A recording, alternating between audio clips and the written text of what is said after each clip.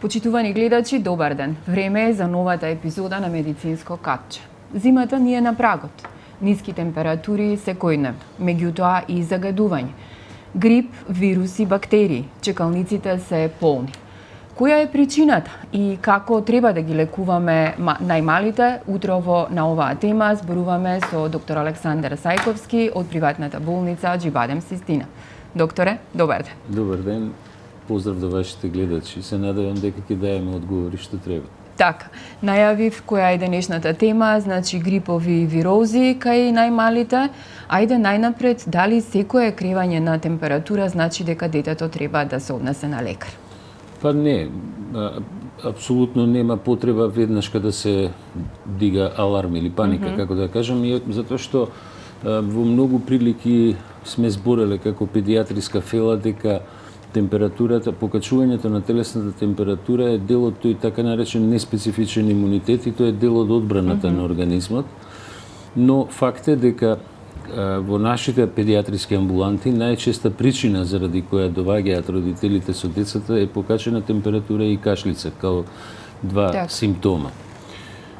Веројатно е тоа страв кој што е усаден заради температурата, иако тоа е само еден одбранбен механизам кој што телото се брани од инфекциите. Кога треба да се даде антипиретик? Обично вие педиатрите велите дека треба да се чека со да дојде 38 на 38,5 веќе треба да се даде. И што може да направи како нус појава симнувањето на температурата? Да им објасниме нели буквално на родителите по качувањето на температурата, кога е време да се однесе на лекар, кога да се направи крвна слика и дали сами треба да ја читаат крвната слика и врз основа на тоа да го лекуваат детето. Па пред се би сакал да кажам дека знаете, имунолошкиот систем биолошки гледано, прво ке децата зрее. Децата не се раѓаат со зрел имунолошки систем и некаде дока е 5-6 година стига негде 45-50% од имунитетот на нас возрастните. Иако нивниот има два дела, така наречен специфичен и неспецифичен, тој неспецифичниот е одлично развиен кај децата, во кој е еден од одговорите и температурата. Но кога ќе се качи телесната температура, кога ќе дојде на ниво од 38,5, во период од неколку часа, значи со активација на целиот одбранбен систем, во рок од неколку часа се ослободуваат повеќе од 3,5 милиарди леукоцити, кои што идат во зоните каде што е инфекцијата. Во случај да не се покачи температурата, односно ние да ја симнеме температурата и да не дојде до тоа ниво од 38,5, тие леукоцити нема да се ослободат. И тогаш добиваме, ако нон-стоп ја третираме така наречената покачена температура 37,8, 37,7, 38, например со антипиретици, во тој случај добиваме момент во кој што имунолошкиот одговор кај децата по англосаксонска литература се вика lazy immune system, значи мрзлив имунолошки систем. И тоа принципилно не е добро. Затоа педиатриски совет е да се почека барем 6 до 8 часа откако ќе се качи температурата, негде на ниво 38,5, тука да не се дава веднашка антипиретик и после тоа да се користат, ако е потребно, ако е температурата висока, 40, 39,5, 40 или повеќе, тогаш да се даваат антипиретици. Но глобално гледано, антипиретиците, како и сите други лекови, знаете, лековите во мали дози се лекови, ама во високи дози се отрови. Значи, ние треба да внимаваме со дозата на антипиретиците, затоа што и они може да покажат во ексцесивни дози одредени токсични ефекти. И јас навистина не им советувам на родителите веднашка да стартаат со антипиретици и да не прават веднашка крвна слика, затоа што треба таа акција, таа стимулација што ја прави температурата, да се ослободат леукоцитите и тек после да се прави крвна слика, ЦРП и други евентуално лаборатории. Кога ги спомнавте лабораториите, исто така, многу е битно да се каже дека ние не лечиме резултати. Ние лекуваме деца. Тоа на крај важи и за возрастните. Значи, добро земјана анамнеза на вистина и добар преглед искусни педиатри можат веднашка да проценат дали едно дете е за употреба на антипиретици и во кои антипиретици или евентуално антибиотици, да или не. Значи, велите дека крвна слика, колку што добро ве разбрав, треба да се прави 5 до 6 часа најмалку откако ќе пројави први симптоми. Да. Што е сочитањето на резултатите? Бидејќи современиве родители сега веќе знаат од прилика, ако не знаат нели родителите, знае Google, во поново време сега и ChatGPT се консултира за резултати и даваат антибиотици без консултација со педијатар. Какво е вашето искуство? Па, да, има многу родители кои што даваат антибиотици. Пред се сакав да ви кажам за ова Google. Да. Тоа е процес на така наречена гуглизација, нели? Пред појавата на ChatGPT, информациите кои што се добива од Google беа, да речеме, од тие пребарувачи беа доста шаренолики и широки. Мене ми беше предизвик да видам ChatGPT како одговара на одредени диагностички процедури. Вистина, многу драматично се развива, тоа е објективно. Меѓутоа, би ги замолил се уште тој систем на, ќе го крстиме така, на информирање преку ChatGPT може да се користи во одредена насока, а не во терапеутска, значи евентуално да луѓето добијат одредени информации, меѓутоа не сами да спроведат терапија, затоа што, па, ќе кажам, секој лек е лек во мали дози, во високи е отров. Кога станува збор за читањето на самите резултати, значи денеска самото читање на крвната слика не е читање само на бројот на леукоцитите, нели, или структурата на леукоцитите. Таму има повеќе лабораториски елементи кои што меѓу себе се поврзуваат и се даваат одговори на диагностичкиот дел. Како што ни секое покачување, например, на ЦРП, умерено покачување, не значи дека треба да се почне со антибиотска терапија, а најмалку да се даваат антибиотици на своја рака. Пред се, затоа што овој период се посебно вирусни инфекции, тоа се микроорганизми кои што живеат во клетките, таму антибиотик нема да делува, зборам, значи на вирусите антибиотиците не делуваат. Има некои други молекули што може да делуваат на вирусите, меѓутоа од друга страна, ако имаме бактериска инфекција, тогаш е оправдано давање на антибиотиците. Знаете, и тука да напоменеме дека антибиотик доаѓа од старогрчките зборови антибиос, односно против живот. Значи, ние се бориме да уништиме некој микроорганизам кој предизвикува болест. Ексцесивното внесување на антибиотици кај едно дете или кај поширока популација води апсолутно до развој на мултирезистентни соеви. Дури денеска, знаете, ние се сретнуваме во амбулантите со разни примени на антибиотици, да речеме капки кои што се предвидени за очи се користат за во нос или не знам за масти кои што се предвидени за кожа се користат за во нос. Тоа не е добро, тоа не треба така да се прави и апсолутно било какво давање на антибиотик треба и мора да биде поврзано со консултација со педијатар. Кога сме веќе кај антибиотиците, а антибиотска резистенција се почесто постои, па се дава, да кажеме, постои ли послаб и појак антибиотик? Тоа митови или само антибиотик кој што се користел подолго време во вашата пракса, па сега се појавува нов? Каква е тука состојбата? Значи, тоа е мит, послаб и појак, тоа се митови, реално. Так. Постои антибиотик кој делува или не делува на одреден микроорганизам. Имаме бактерии кои што се резистентни на некој антибиотик, бактерии кои не се резистентни. Мислам, истиот сој не е резистентен на друг антибиотик.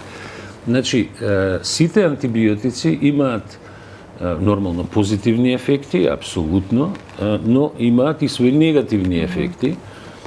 Клучниот негативен ефект е што ја нарушува цревната флора. Значи, тој баланс во гастроинтестиналниот систем, а таму е некаде скоро 70% од целиот имунолошки систем.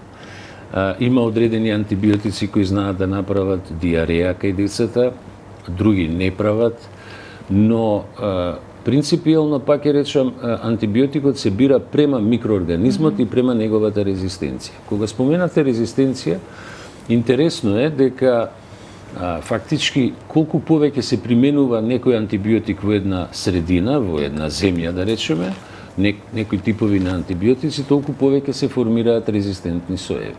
И што е интересно, првиот антибиотик кој почна да се применува тоа е пеницилинот, нели? Прв пат даден 1941 година на еден американски војник со стрептокок на сепса. Он во периодот после Втората светска војна со 50.000 до 100.000 кристален пеницилин се лекувале менингити.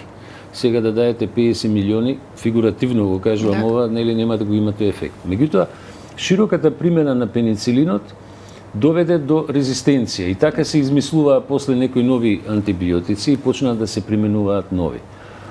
Кога се враќам на она прашање што велите силен или слаб така, па и вашите колеги користат, ќе му дадам појак антибиотик. Сега, значи? Тоа не денеска се користат по-широк во цел свет. Значи не е само Македонија ексклузивитет за тоа, по-широко спектрални антибиотици, антибиотици кои делуваат на поголем број на микроорганизми. Тоа е затоа што и можеби затоа го користи одредена структура на колеги го користат терминот појак. Тие по-широко спектрални делуваат на поголем број на микроорганизми, тоа е кога не знаеме кој е причинителот, нели? Меѓутоа во денешно модерно време, ако треба да се прават тестови, со брзи PCR технологии може да се види која бактерија или кој вирус. Најпрактично е тоа да се направи испитување бриз кој што е PCR тест со кој што ќе се види дали е вирус и кој вирус, ако е вирус, кој вирус, ако е бактерија, која бактерија и према тоа да се оди на лекување. Постојано фармацевтите нудат препарати за зголемување на имунитет. Колку треба практично да се работи на на имунитетот и дали постои некое волшебно стапче, бидејќи нели имаме различни производи кои што се нудат, или едноставно треба да се остават децата со храна да го градат имунитетот? Прво е здрава храна. Значи да тргнеме дека е тоа прв предуслов да може имунолошкиот систем постепено да зрее.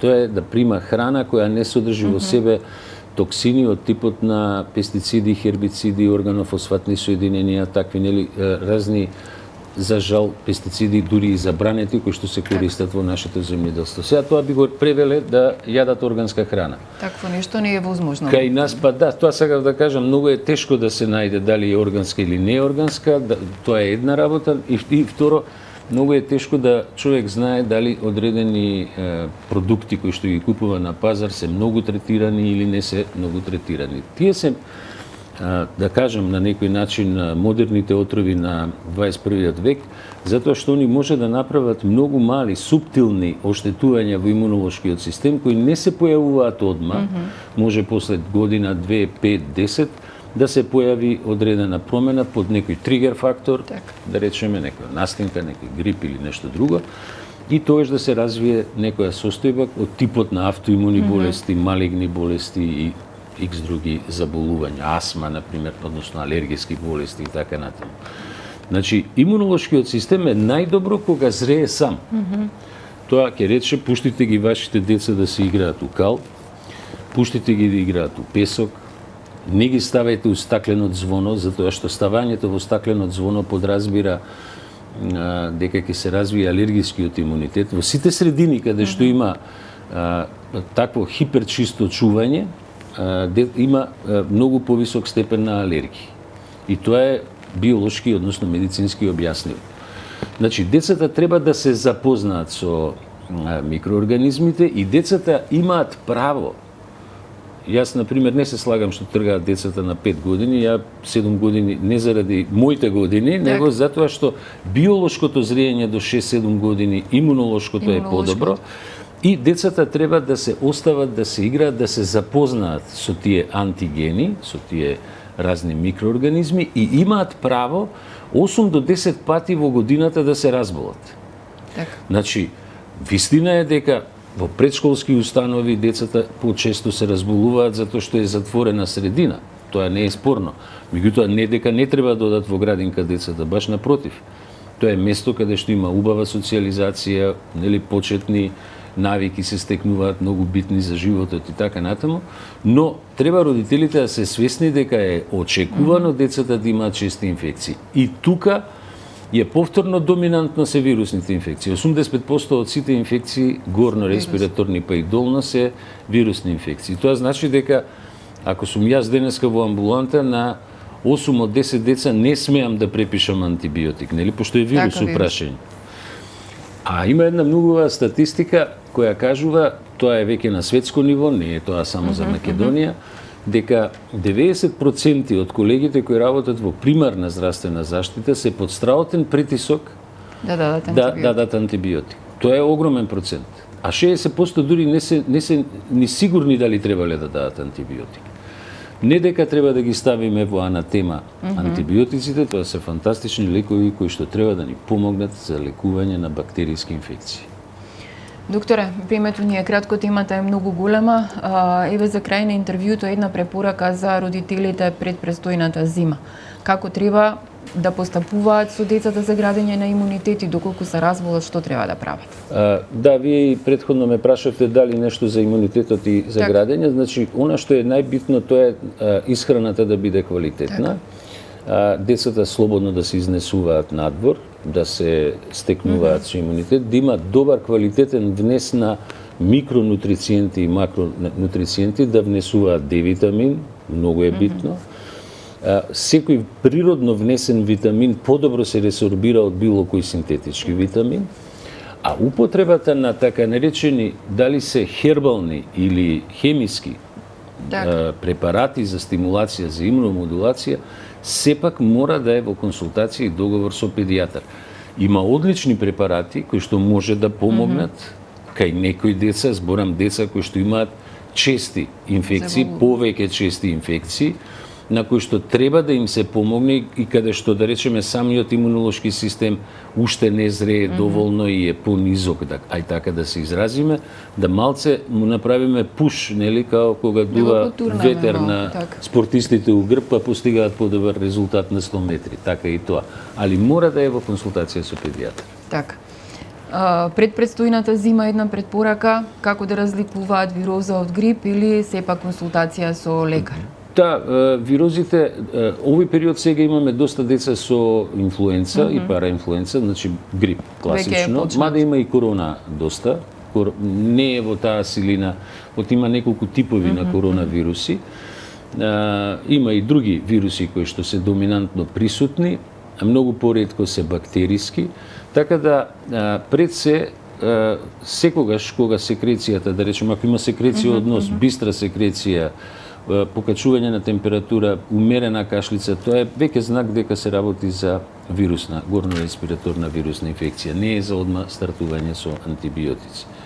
Нека ги изнесуваат децата надвор подобро, нека ги качат у наши прилики на водно, на чист воздух. Надвор кај нас е доста загадено сега низ градов, да речеме, низ па и другите градови од државата.